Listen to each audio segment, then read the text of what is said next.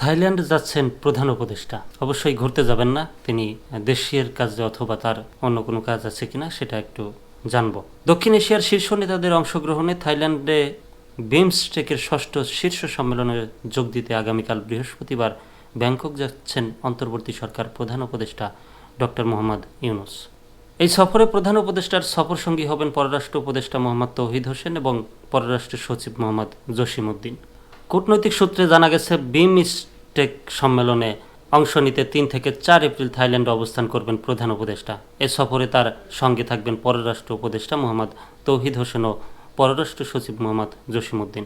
সম্মেলনের আগে বিমস্টেকের জ্যেষ্ঠ কর্মকর্তাদের বৈঠকে বাংলাদেশ প্রতিনিধি দলের নেতৃত্ব দেবেন পররাষ্ট্র সচিব। 2 এপ্রিল পররাষ্ট্র সচিব পর্যায়ের বৈঠকে নেতৃত্ব দেবেন পররাষ্ট্র উপদেষ্টা। এরপর 4 এপ্রিল শীর্ষ সম্মেলনে যোগ দেবেন সরকার প্রধান। সফরকালে থাইল্যান্ডের প্রধানমন্ত্রী পেতংতান সিনাওয়াত্রার সঙ্গেও বৈঠকের কথা রয়েছে প্রধান উপদেষ্টার। প্রসঙ্গত, শেখ হাসিনার পতনের 3 দিনের মাথায় গত বছরের 8 আগস্ট ডক্টর ইউনূসের নেতৃত্বে বাংলাদেশে অন্তর্বর্তী সরকার গঠিত হয়। সরকার প্রধানের দায়িত্ব পাওয়ার পর তিনি গত সেপ্টেম্বর নিউ ইয়র্কে জাতিসংঘের অধিবেশনে যোগ দেন। এরপর নভেম্বরে আজারবাইজান COP 29 সম্মেলনে যোগ দেন প্রধান উপদেষ্টা। গত ডিসেম্বরে ডক্টর ইউনূস D8 সম্মেলনে যোগ দিতে মিশর সফর করেন। এছাড়া চলতি বছর 26 মার্চ চীনে রাষ্ট্রীয় সফর করেন ডক্টর ইউনূস।